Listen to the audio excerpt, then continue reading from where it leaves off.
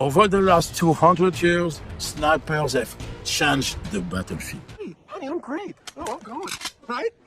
Right?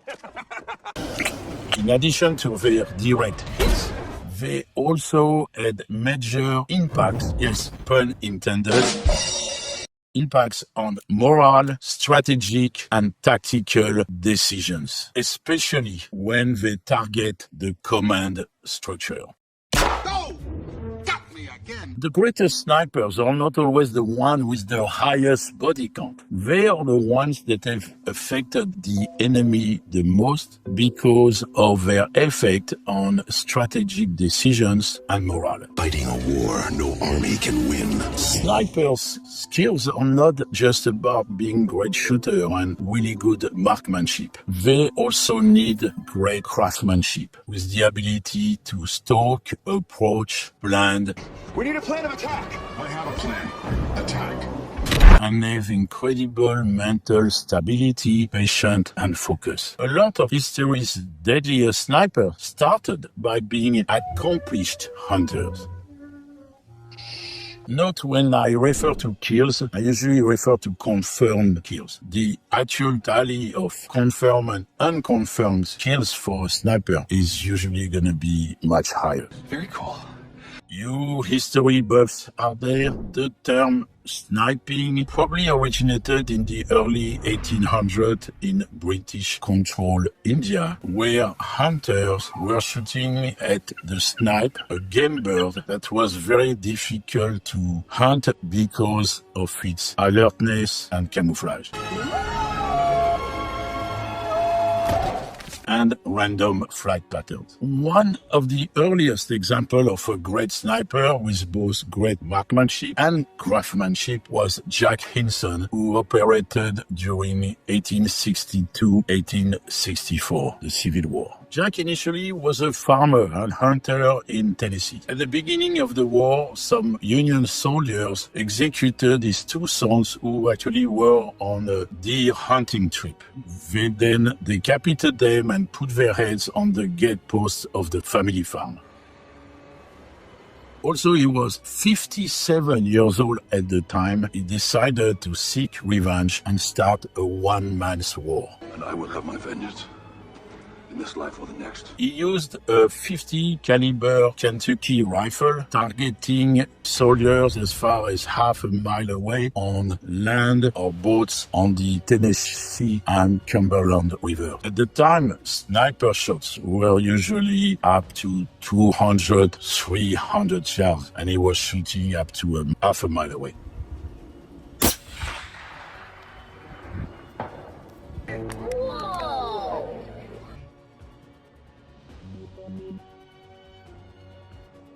He was created for over 100 kills with a preference for officers.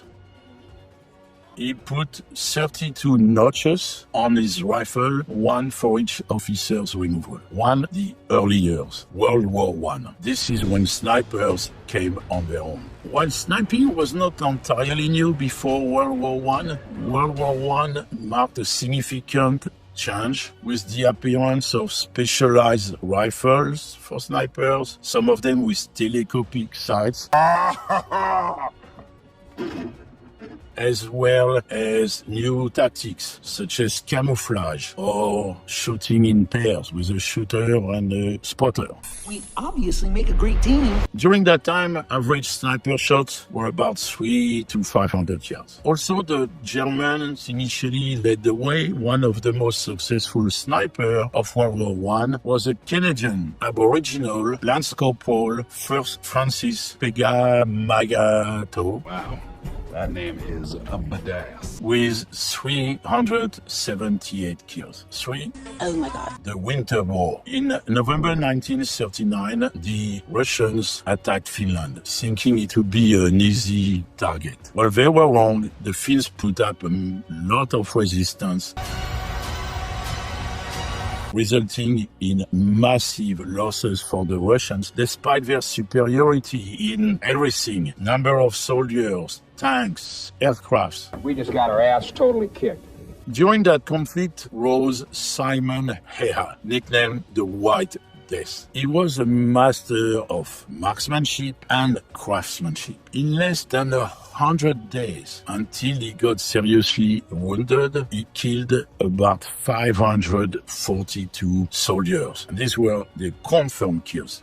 In reality, he probably killed over 700. Wow.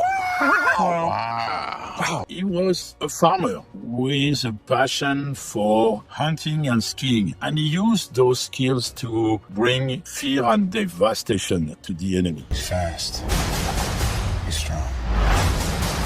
He used mainly a Sako M3830 chambered in 7.62. He also only used iron sights. He did not use telescopic sights because he believed that it would make him higher and more visible to the enemy. You're a genius. He was a master of camouflage. For example, as this happened during the Russian winter with way below freezing temperature, he would keep snow in his mouth to prevent his breath to show up in the cold air. Freezing in here. World War II, when snipers came of age, the rifles and the scopes got better. Most armies started developing sniper-specific tactics and sniper scopes. During that war, the average range for a sniper shot was 300 to 600 yards.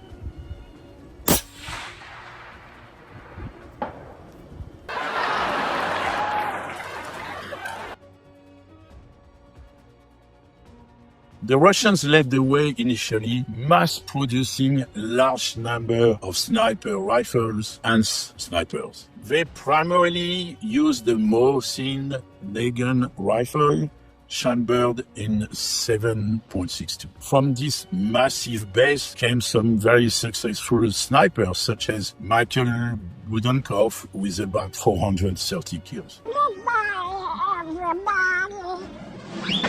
On the German side, the lead sniper was Matos Hetzenarer with 345 confirmed kills. He used mostly a Mauser K98 chambered in 7.62. He also recorded the longest sniper shot of the war at 1,200 yards, which was an astonishing accomplishment with the technology that was available at that time. Very interesting. When the US entered the war in 1941, the US military did not have a dedicated or specialized sniper rifle. They did develop, towards the end of the year, the M1C Barrett, chambered in 30-06. The Marines were more focused on snipers than the US Army, and the Marines created a Scout and Sniper school and also developed Scout Sniper teams. They mostly used the M1941 rifle based on the 1903 Springfield chambered in 30-06. This resulted in great snipers such as William Hawkins and Lee Marvin, who after the war became a very successful actor and even got an Academy Award.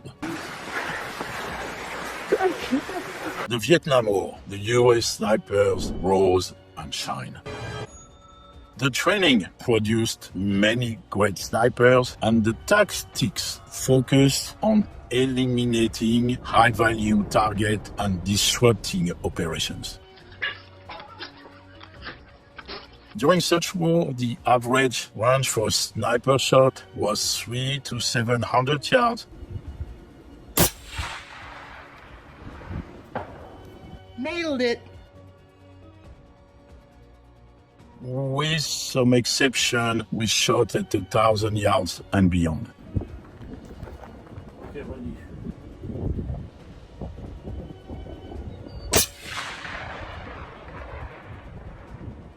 On the Army side, a prominent sniper was Waldeberg Waldron, using a N21 rifle with over 109 kills.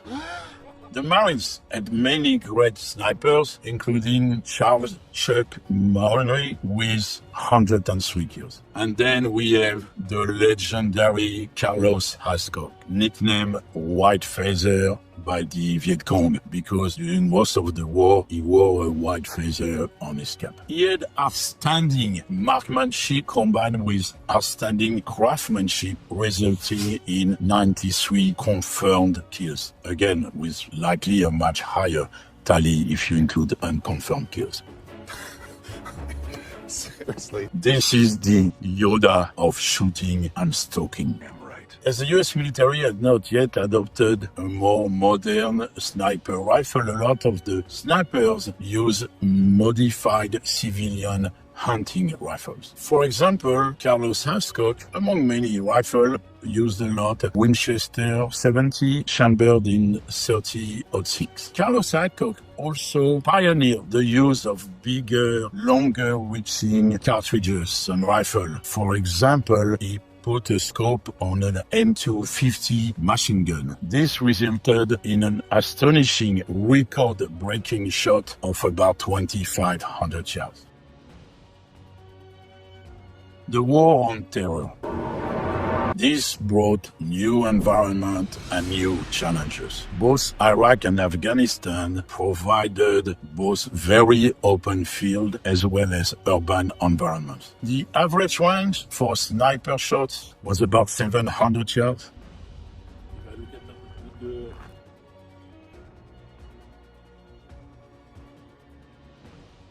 However, there was an increase in longer shots, 1,000 yards and beyond.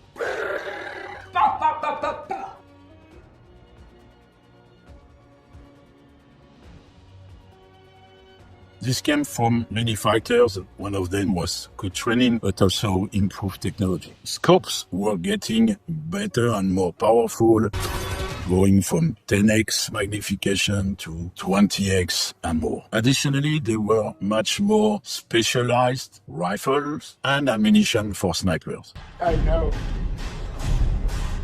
Initially, the 308 dominated, but it was replaced by other ammunition which were more powerful and had much better ballistics over longer distances, such as the 338 Lapua Magnum. This all led to great sniper successes, one of them being the famed American sniper Chris Kyle. Chris had over 150 confirmed kills. Again, probably bigger when we talk about unconfirmed kills. He used a variety of rifles depending on the distance and the environment, ranging from 5.56, 7.62, or 300 Winchester Magnum, or 338 Lapua Magnum for longer distances. That's really impressive.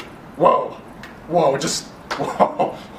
Bravo! There was also a lot of use of the 50 caliber. Although designed initially as a long-distance anti-material rifle, the 50 cal was used occasionally successfully in long-distance anti-personnel shots. Next steps. Where are we going from now? Well, again, recognizing the impact of snipers on the battlefield, many countries are looking at rifles and ammunition that could extend the range much further, going from 1,000 yards to